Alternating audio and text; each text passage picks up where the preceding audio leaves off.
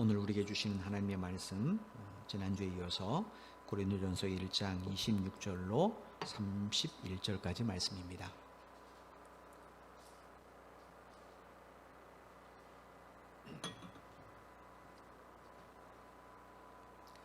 고린도전서 1장 26절로 31절까지의 말씀, 신약성경 263페이지입니다. 찾으신 줄 알고 제가 봉독해 드리겠습니다. 1장 26절입니다. 형제들아, 너희를 부르심을 보라. 육체를 따라 지혜로운 자가 많지 아니하며 능한 자가 많지 아니하며 문벌 좋은 자가 많지 아니하도다. 그러나 하나님께서 세상에 미련한 것들을 택하사 지혜 있는 자들을 부끄럽게 하려 하시고 세상에 약한 것들을 택하사 강한 것들을 부끄럽게 하려 하시며 하나님께서 세상에 천한 것들과 멸시받는 것들과 없는 것들을 택하사 있는 것들을 폐하려 하시나니 이는 아무 육체도 하나님 앞에서 자랑하지 못하게 하려 하심이라. 너희는 하나님으로부터 나서 그리스도 예수 안에 있고 예수는 하나님으로부터 나와서 우리에게 지혜와 의로움과 거룩함과 구원함이 되셨으니 기록된 바 자랑하는 자는 주 안에서 자랑하라 함과 같게 하려 함이라. 아멘. 중국의 소림광기라는 그런 유머스러운 책이 있답니다. 그걸 보지는 않았는데 어떤 분이 이 책에 관한 이야기를 좀 올려서 잠깐 좀 여러분에게 말씀을 드립니다. 이 책에 실려 있는 이야기 같아요. 어떤 사람이 침대 하나를 새로 구입해서 집안에 들였는데 그 침대가 너무나 자랑하고 싶었던 것 같아요. 그래서 어떻게 하면 내가 산 침대를 사람들에게 자랑할까 궁리를 하다가 한 가지 꾀를 냈습니다. 지인들을 집 안으로 오게 하는 거죠. 어떻게 하면 올 수 있는가? 내가 지금 심각한 병이 들어서 많이 아프다고 좀 연락을 하자, 이렇게 결정을 내는 겁니다. 그러면 이제 문병으로 올 것 아닙니까? 그래서 이 사람이 그때 내가 산 침대를 자랑해야지 하고는 이제 그날 지인들에게 연락을 했어요. 내가 지금 많이 아파서 힘든데 좀 와줄 수 있는가? 이렇게 연락을 했습니다. 다음 날 이제 그 연락을 받은 사람들이 막 이 사람의 집에 찾아왔어요. 거의 신이 나서 이제 자기가 산 침대를 막 자랑하기 시작을 했습니다. 그런데 이 사람의 자랑이 얼마 가지 못했습니다. 이유는 한 사람의 출연 때문에 그래요. 그 사람도 자기 자랑을 굉장히 좋아하는 낙으로 삼는 사람이에요. 이 사람 못지않게. 근데 이 사람은 뭘 자랑하고 싶었는가? 며칠 전에 속바지를 하나 샀는데 이게 자랑할 수가 없잖아요. 속바지인데. 그래서 끙끙거렸던 것 같아요. 그러다가 마침 친구가 전화 왔어요. 이 사람에게도 번듯한 아이디어가 생긴 겁니다. 그게 뭐냐면 중국에 이제 전통 의사원 치파오라고 있습니다. 지금은 여성들만 입지만 이 청나라 시대 때는 남녀가 함께 똑같이 치마처럼 원피처럼 입는 그런 전통 의사입니다. 이걸 딱 입은 거예요. 그리고 안에다 속바지 하나만 딱 입은 겁니다. 가서 뭐 입겠습니까? 친구 물병 와서 친구가 자랑하는 침대에다가 막 친구가 침대 자랑하잖아요. 거기다가 발을 탁 올려놓고 긴 그 바지를, 그 치마 같은 것을 옆으로 싹 치웠답니다. 그럼 뭐가 보입니까? 속바지인 거죠, 속바지. 그러면서 자기 속바지를 자랑하기 시작했대요. 그러니 여러분, 침대 자랑한 친구가 얼마나 기가 착했습니까? 그래서 이렇게 말했다고 그럽니다. 친구야, 내가 앓고 있는 병이나 자네가 앓고 있는 병이나 똑같은 것 같네. 그리고 서로 웃으면서 헤어졌다 그래. 여러분, 사람들은 누구나 자기를 자랑하고 싶은 본능이라는 게 있어요. 심리학자들이 왜 사람이 자기를 자랑하고 싶은가? 그것은 자신의 내면 속에 있는 연약함이나 단점을 감추기 위해서랍니다. 내가 얼마나 센 사람인지, 내가 얼마나 화려한 사람인지. 근데 사실은 그 내면이 허하기 때문에 그렇대요. 그 사람들은 그 내면 속에 있는 연약함, 그 내면 속에 있는 단점, 이걸 감추면 자기가 얼마나 뿌듯하겠습니까? 그래서 자랑을 통하여 자기 내면은 감추고 동시에 행복감도 느끼고 자존감도 생기게 된다고 그래요. 그래서 사람들이 막 자랑을 하는 거라고 그래요. 인간은 누구나 이런 본성이 있습니다. 심리학자들에 의하면. 그런데 오늘 본문에 보면 사도 바울이 우리에게 뭐라고 권면했는가? 분명히 자랑하고 싶은 본능을 가진 우리에게 자랑하지 말라, 이렇게 권면을 했어요. 뭘 자랑하지 말라고 했냐면 문맥상 고린도서 1장을 통째로 봤을 때 우리의 구원이에요. 왜냐? 우리의 구원의 근거인 예수 그리스도에 대한 믿음, 이거는 우리가 지성이나 능력으로 얻은 것이 아니에요. 많이 배워서 얻은 것도 아니고 예수를 발견했기 때문에 어디 가서 찾아서 얻은 것도 아니잖아요. 그죠? 이것은 우리를 불러주시고 믿게 하신 하나님의 은혜, 그 하나님의 능력, 그 하나님의 지혜를 통해서만 우리가 얻게 되는 거예요. 지난 시간에 잠깐 말씀드린 것처럼 하나님께서는 당신의 절대 주권으로 세상 사람들이 미련하다고 생각하는 사람, 약하다, 그리고 어리석다고 생각하는 사람, 그 사람들을 당신의 구원의 배송으로 불러주셨어요. 하나님이 왜 이렇게 하시는가? 그것은 구원의 조건이 인간이 가진 조건과 무관하다는 사실을 좀 가르쳐주기 위해서 그래요. 그럼 이 사실을 오늘 본문 28절에 사도 바울이 우리에게 이렇게 증언을 해줍니다. 28절 말씀입니다. 하나님께서 세상에 천한 것들과 멸시받는 것들과 없는 것들을 택하사 있는 것들을 폐하려 하시나니. 여기 이 말씀에서 우리말로 폐하려라고 번역된 헬라어가 카타르게오라는 단어입니다. 이 말이 뭐냐면 무효화시켰다라는 거예요. 하나님께서 세상에 천한 것들, 멸시받는 것들, 없는 것들을 택하셔서 있는 것들을 무효화시켰다라는 거예요. 그럼 도대체 뭘 무효화시켰는가? 그들이 자랑거리로 삼는 것들. 사람들이 왜 저 사람 천해, 그리고 사람을 멸시하고 저 사람 없어 이렇게 말합니까? 자기가 있다고 자랑스러워하니까 그렇잖아요. 그죠? 그러니까 사람들이, 세상 사람들이 자랑거리로 삼는 그것들을 다 무효화시켜버렸다는 거예요. 이유가 뭔가? 하나님은 그런 것들을 구원의 기준으로 삼지 않기 때문에 그렇습니다. 그럼 왜 하나님은 우리가 자랑하는 것들을 구원의 조건으로 삼지 않으시는가? 그것은 이 세상 모든 사람들을 구원하기 위함이에요. 그럼 만약에 하나님께서 사람들이 자랑거리로 삼는 지성이나 재력이나 권력이나 이런 것을 구원의 기준으로 삼았다고 한번 가정해 보십시오. 그러면 어떻게 되겠습니까? 가난한 집안 출신 사람들, 또 장애를 가진 사람들, 배움의 기회를 얻지 못한 사람들, 이런 사람들은 아예 구원에 대한 꿈을 꾸지 못할 거예요. 그죠? 오직 성공한 사람만 구원을 받을 겁니다. 그래서 하나님께서 인간이 가진 사람의 능력들, 사람의 죄, 이것은 구원의 기준으로 삼지 않으신 거예요. 대신 뭘 구원의 기준으로 삼았습니까? 바울이 고린도전서 1장 2절에서 우리에게 증언한 것처럼 당신의 부르심에 순종한 것, 그걸 구원으로 기준으로 삼아서 하나님을 부르시는데 끝까지 안 하면 어떻게 되겠습니까? 그 사람 구원받지 못하죠. 저와 여러분은 어떻게 이 자리에 옵니까? 하나님의 부르심에 순종했기 때문에 그래요. 그게 하나님께서 사람을 통해서든 사건을 통해서든 우리를 불러주셨어요. 그런데 우리는 그게 하나님의 부르심인지 몰랐어요. 다만 순종해서 이 자리에 왔어요. 그리고 예수 믿고 보니까 그 사건이, 그 사람이 나에게 교회 한번 같이 가자는 그 소리가 뭐였던 거예요? 하나님의 부르심이었던 거예요. 그때는 몰랐죠. 왜? 철없을 때는 그게 부모의 사는지 모르잖아요. 그죠? 잔소리라고 생각하죠. 근데 철이들은 어떻습니까? 그게 부모의 사랑인 줄 압니다. 똑같습니다. 우리가 예수를 믿게 되면 그게 하나님의 부르심인 걸 알아요. 근데 예수 믿기 전에 어떻습니까? 그 친구의 체면 때문에 사업상 어쩔 수 없이 내가 교회 갔는데, 근데 예수 믿고 보니까 그게 하나님의 창세전부터 나를 부르시기 위한 계획이었다는 거예요. 28절의 말씀이 바로 이런 의미입니다. 그러므로 사람은 어떻게 살아야 됩니까? 자신을 부르신 하나님을 경외하고 그분의 말씀을 따라 살아야 됩니다.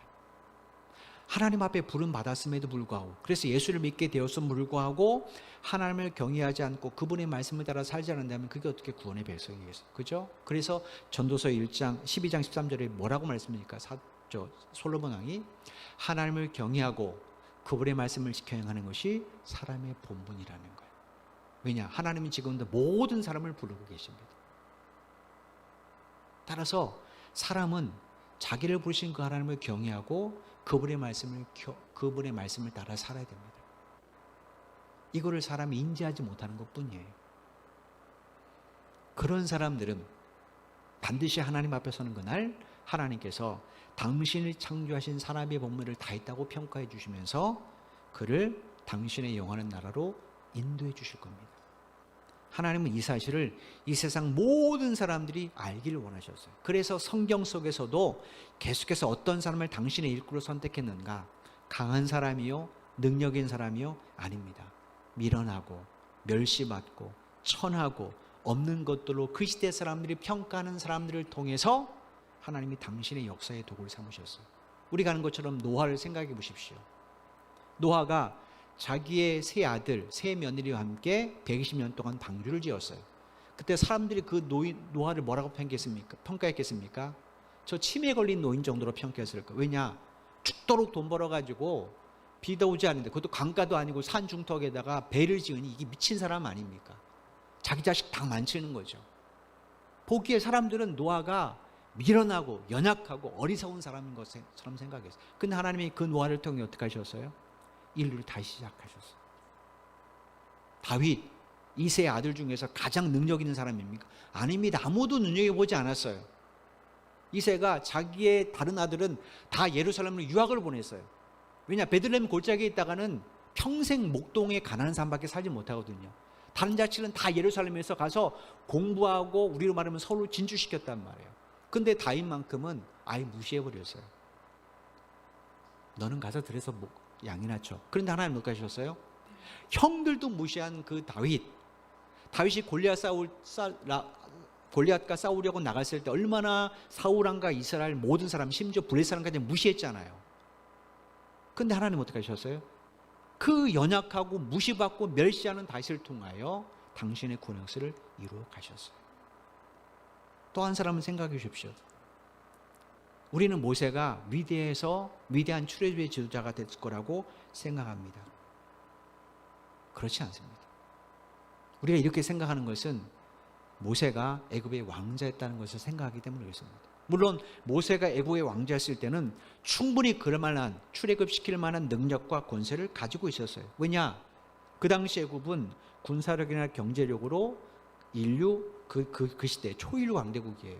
거기에 모세는 애굽의 유력한 차기 후계자였습니다. 그러니 모세의 권세가 얼마나 막강했겠습니까?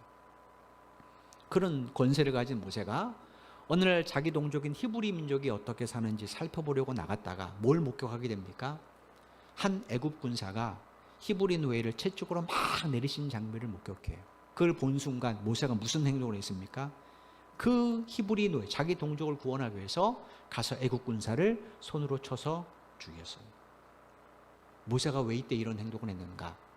사도행전 7장 25절에 보면 모세가 이런 행동을 한 이유를 이렇게 설명해 줍니다. 사도행전 7장 25절 말씀입니다. 그는 그의 형제들이 하나님께서 자기의 손을 통하여 구원해 주시는 것을 깨달으리라고 생각하였으나 그들이 깨닫지 못하였더라. 조금 전에 말씀드린 것처럼 그때 모세의 신분은 분명히 애굽의 왕자였어요. 따라서 일개 애굽의 군사에게 굳이 폭력을 사용하지 않아도 충분히 히브리 노예를 구원할 수 있습니다. 그렇지 않겠습니까? 왕자가 야 그만둬 하면 이 애굽 군사가 일개 애굽 군사가 어떻게 이 왕자의 명령을 불순종하겠습니까? 충분히 할 수 있어요. 근데 왜 굳이 자기가 손으로 가서 애굽 군사를 쳐서 죽였는가? 여기 보니까 뭐라고 되어 있습니까? 모세가 그렇게 한 이유는 하나님께서 자기 손을 통해서 이스라엘 민족, 자기 동족을 구원할 것임을 이스라엘 백성들로 하여금 알려주게 하기 위해서, 그래서 이를 행했다라는 거예요. 사도행전 7장 25절에서 우리말로 통하여라고 번역된 이 히브리어가 헬라어가 그 디아라는 그런 단어입니다.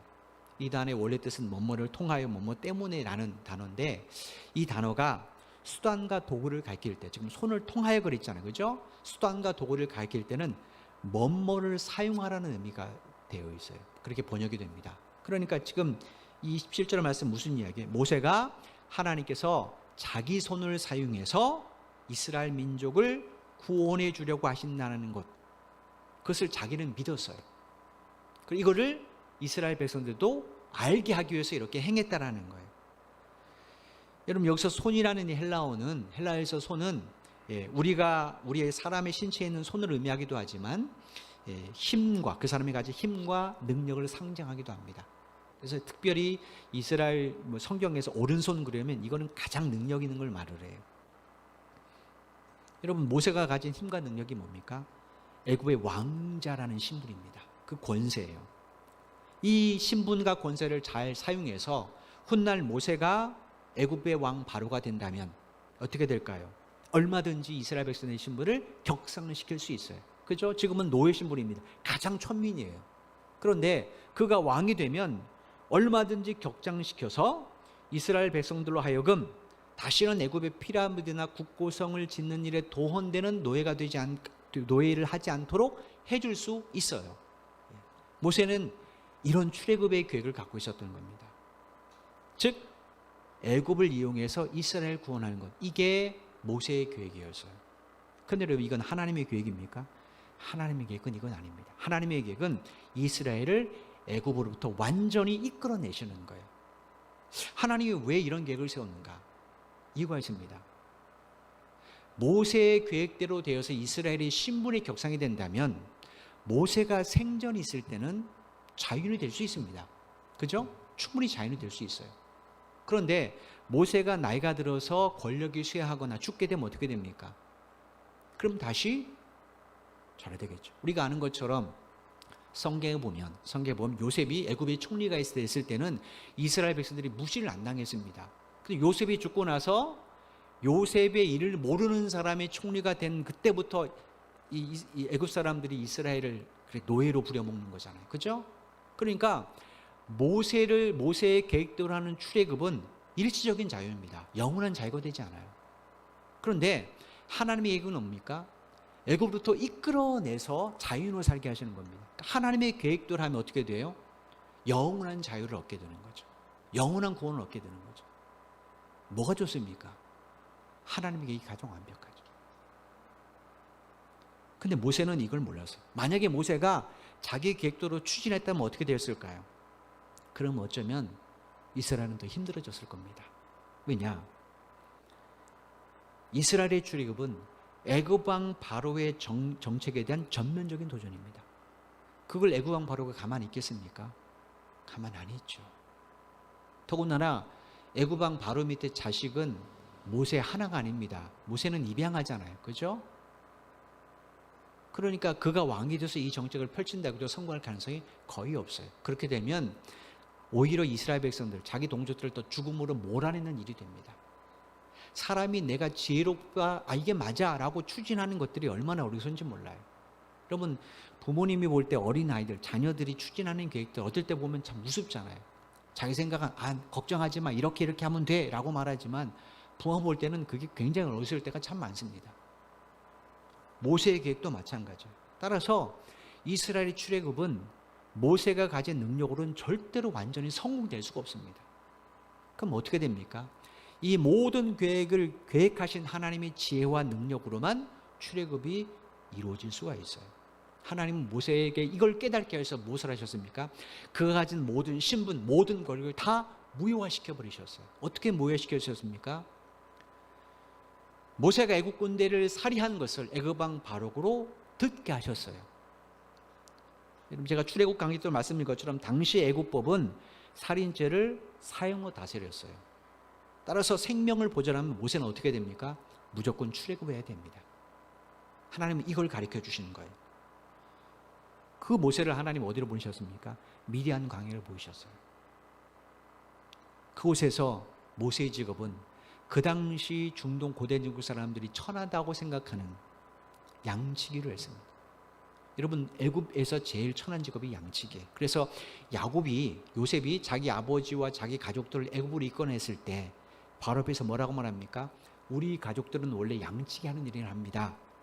가축업을 합니다. 축산업을 합니다. 그러니까 애굽 왕 바로가 고센 땅 내어준 거예요. 별로 생각 없거든요. 그 천한 사람들이 하는 일이니까. 모세가 애굽의 왕자였을 때 그건 천한 사람들이 하는 일이라고 생각했는데 이제는 자기가 하게 됐습니다. 그때 모세의 나이가 몇 세입니까? 40입니다.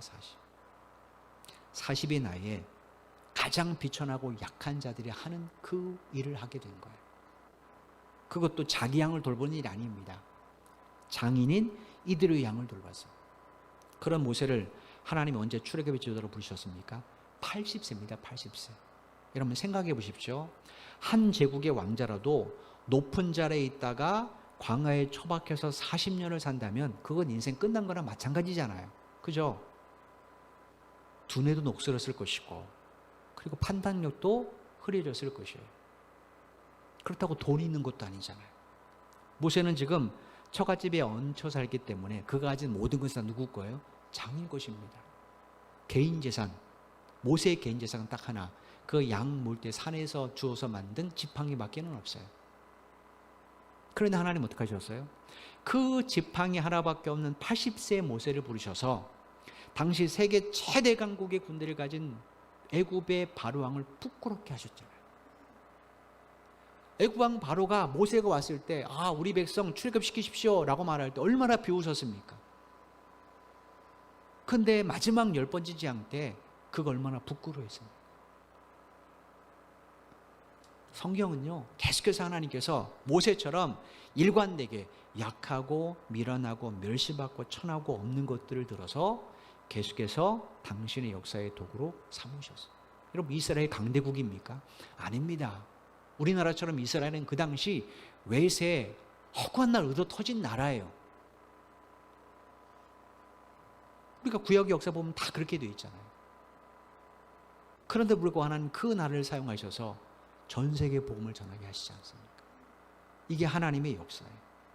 그러므로 저나 여러분이 하나님의 부르심을 알고 십자가에 못 박힌 예수 그리스도가 꺼리는 것도 아니고 미루는 것도 아니고 하나님의 능력과 지혜라는 사실을 알게 되었다. 이건 뭘 의미합니까?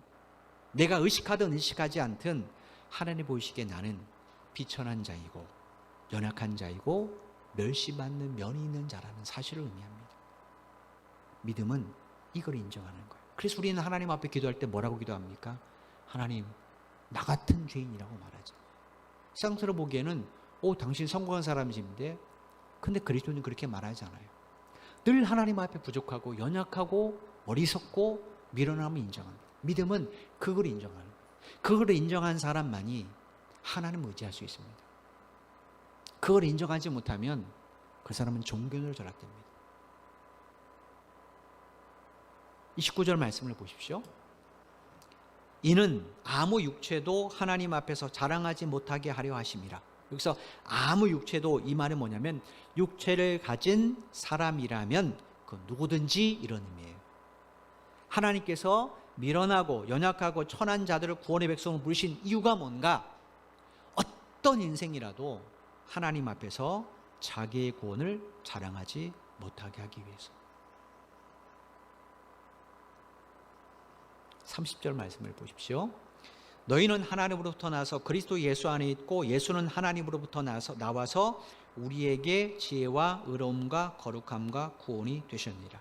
여기 29절에 너희는 하나님으로부터 나서 그랬는데, 하나님으로부터 나서라는 말은 뭐냐면 하나님에 의해서라는 의미예요.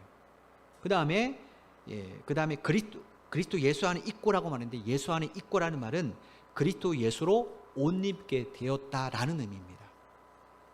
여러분, 경찰이 된 사람들에게 국가가 뭘 입힙니까? 경찰복을 입혀요.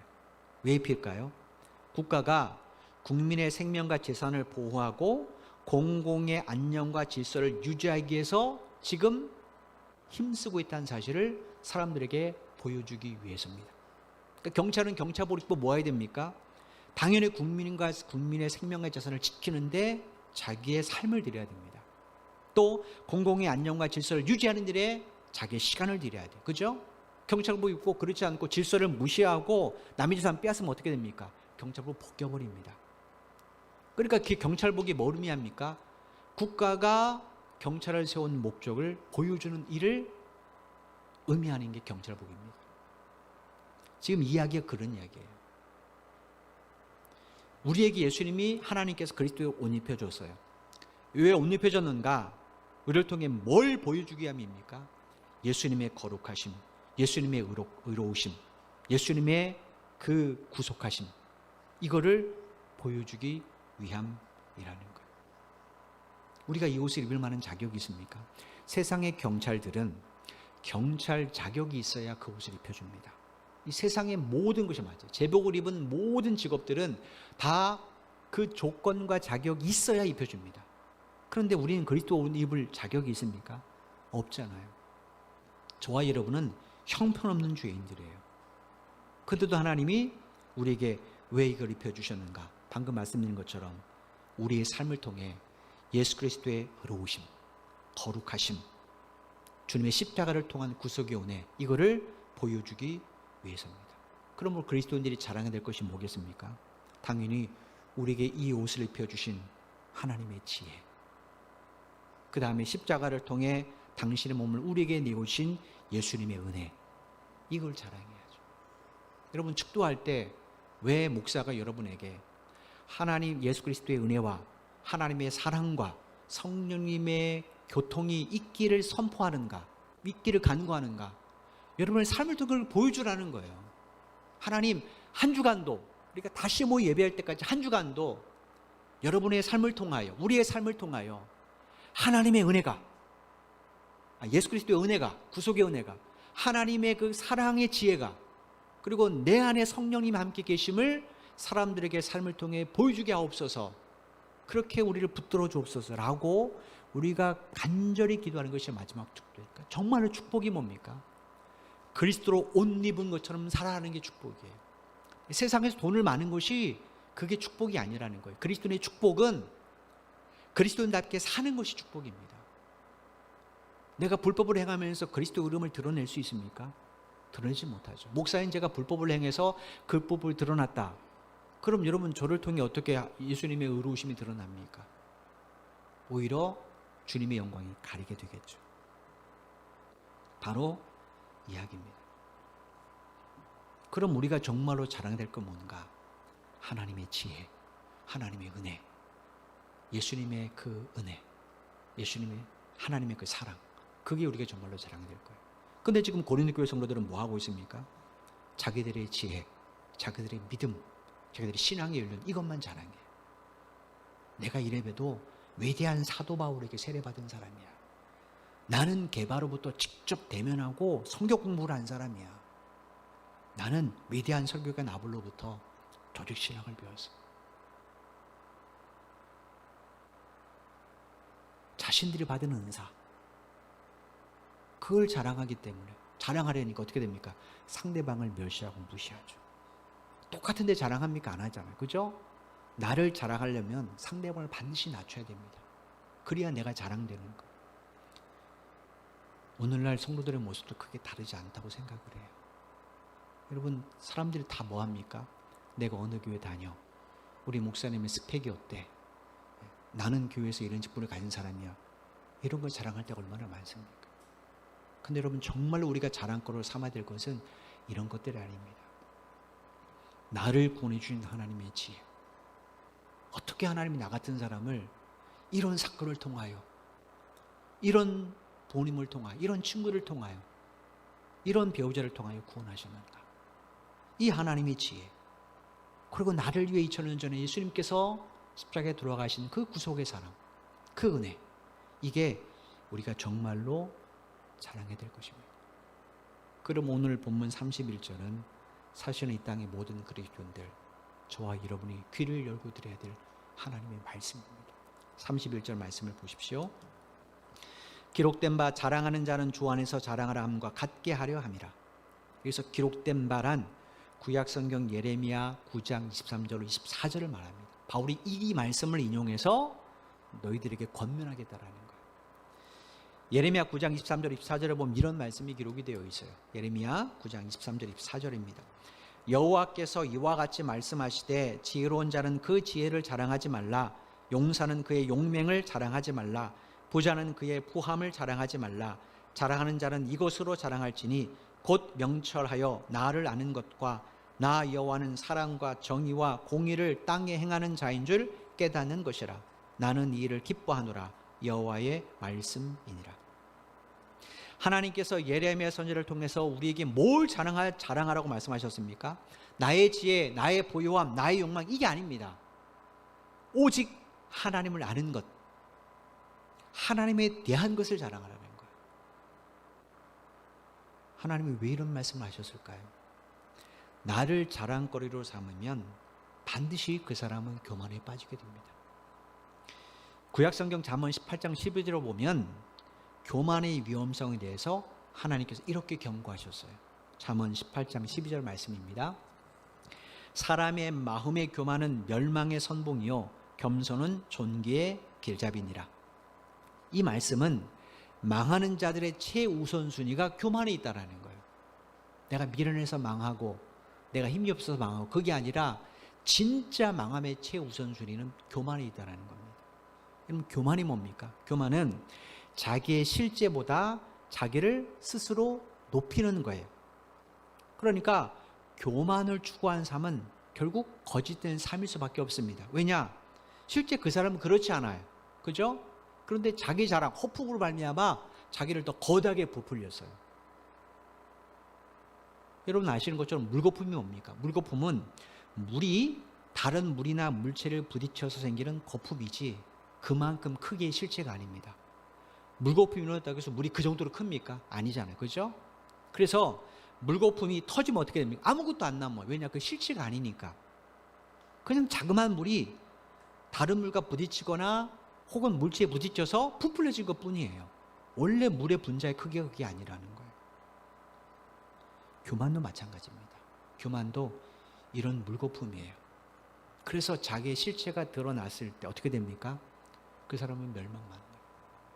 그래서 성경이 교만이 멸망의 선봉이다 이렇게 말하는 거예요. 왜냐? 하나님 앞에 서게 되는 그날 그 사람의 삶은 거짓된 삶으로 드러나기 때문에. 근데 겸손은 어때요? 존귀의 기잡이라 이렇게 말씀하셨어요. 이거 뭡니까? 겸손은 자기를 바로 아는 거예요. 내가 능력이나 자격이 있어서 예수 그리스도에 옷 입게 된 겁니까? 아니잖아요. 그죠? 조금 전에 말씀드린 것처럼 우리는 죽을 수밖에 없는 흉측한 죄인들일 뿐이에요. 그럼에도 하나님이 당신의 지혜로, 당신의 사랑으로 우리에게 예수 그리스도로 옷 입혀줬어요. 왜 입혀주셨다고요? 예수님의 의로우심, 거룩하심, 구속을 나의 삶을 통해 드러내 주시기 위해서. 그러므로 이걸 아는 사람은 늘 하나님의 말씀 앞에 겸손해질 수 있죠. 내가 이런 일을 했기 때문에 하나님 영광 받으실 거야. 천만에요. 하나님 내가 무슨 일을 해야 영광을 받으신 분이 아닙니다. 내가 그 일을 하지 않아도 내가 일상에서 정말로 말씀을 진지하게 묵상하고 그리스도인답게 살아가면 하나님 그것 자체로도 영광을 받으세요. 여러분, 예수님께서 십자가를 지시기 위해서 마지막 예루살렘에 입성하실 때 제자들이 왜 다퉜습니까? 자기가 뭔가 커야, 다른 제자보다 더 커야 그게 예수님 앞에 영광이 된다고 생각했던 거예요. 근데 예수님이 뭐라고 말해요? 진짜 네가 존귀한 자에게 되기 원하면 먼저 다른 사람은 섬긴 자라고 말씀하시죠. 높아지려면 낮아지라는 거예요. 왜냐? 그게 하나님 앞에 우리 실제이기 때문에. 즉 너 자신을 알라는 거죠. 내가 누군지를 알면요, 하나님 앞에 우리는 진실될 수 있습니다.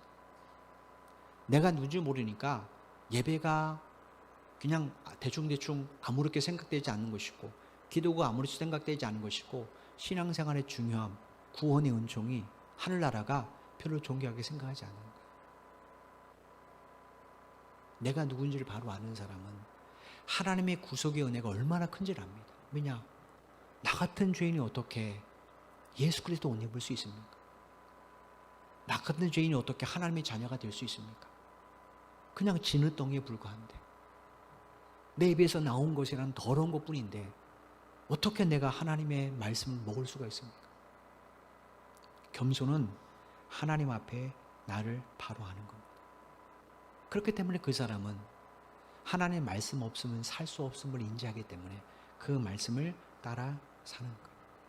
그러니 그 사람을 통해 뭐가 드러나겠어요? 하나님의 말씀이죠. 그 말씀이 뭐라고요? 요한복음 1장에 예수 그리스도라고 말했잖아요.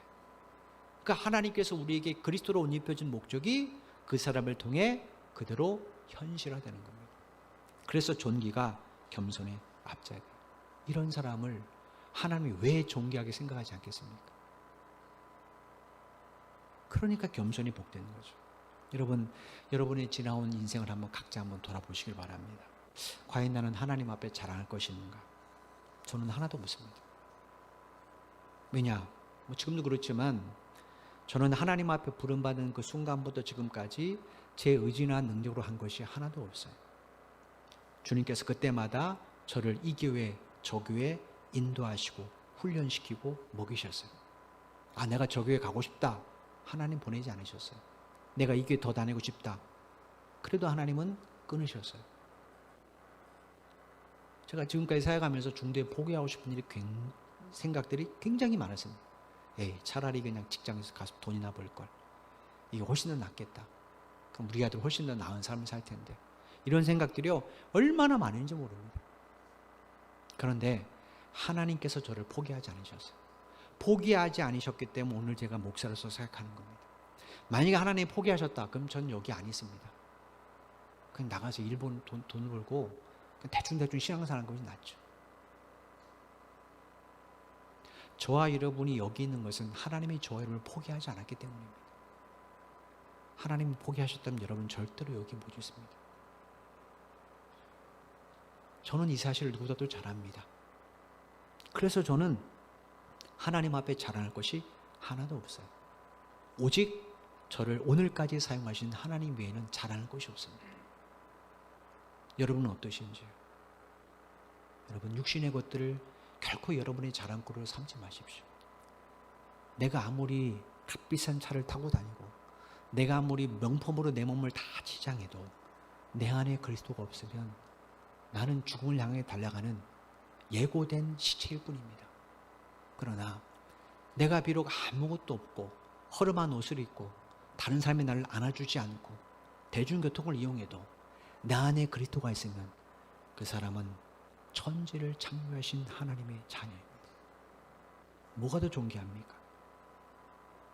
따라서 주님밖에 세상의 것들로 나의 자랑거리를 삼는다면 우리 사람은 교만에 빠져서 잠언 18장 12절 말씀의 경고처럼 멸망으로 귀결되겠지만, 그러나 그 말씀 뒤에 있는 겸손을 나의 것으로 삼고 하나님을 자랑하고 늘 하나님 앞에 나의 부족함을 고백하고 겸손히 그분의 말씀을 따라 산다면 우리를 이 예배자를 부르신 하나님의 존귀한 은혜가 우리 삶을 영원한 하나님 나라로 인도해 주실 겁니다.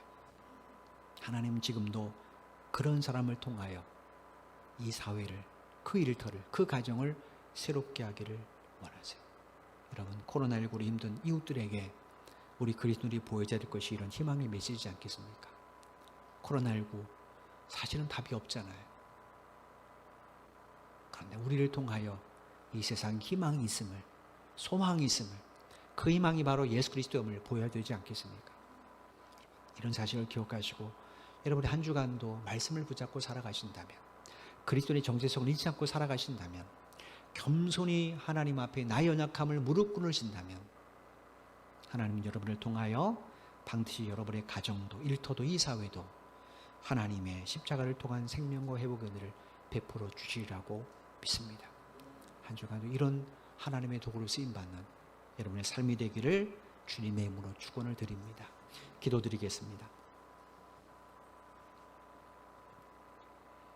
하나님, 감사합니다.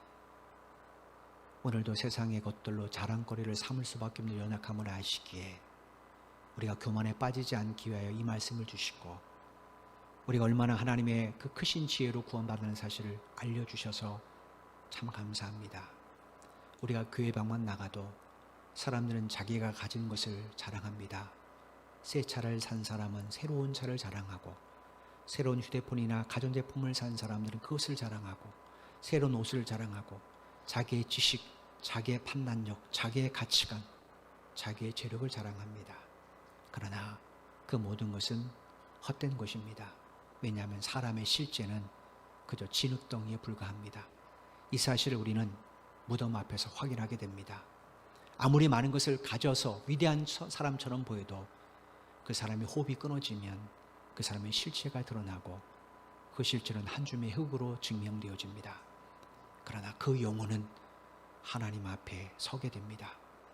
그날 세상의 것으로 자랑거리 잡다가 교만으로 허풍 떨던 사람들은 멸망의 판결을 밟게 될 것이고, 겸손함을 길잡이 삼아서 하나님 앞에 자신의 연약함을 고백하고 늘 하나님의 말씀을 따라 산 사람들은 그날 영원한 천국을 상급으로 받는 것을 우리는 성경을 통해 분명히 듣습니다. 하나님, 우리 모든 성도들이 이러한 삶을 살아가도록 은혜 베풀어 주옵소서. 내가 가진 세상의 것을 자랑거리로 삼지 않게 하시고 모일 때마다 하나님 은혜를 자랑하고 모일 때마다 구속의 은총에 감사하며 자랑할 수 있는 우리가 되기를 간절히 소원합니다. 무엇보다도 지금 우리 사회뿐 아니라 전 세계가 희망과 소망을 잃어가고 있습니다. 코로나19로 인하여 늘 두려움과 불안 가운데 떨고 있습니다.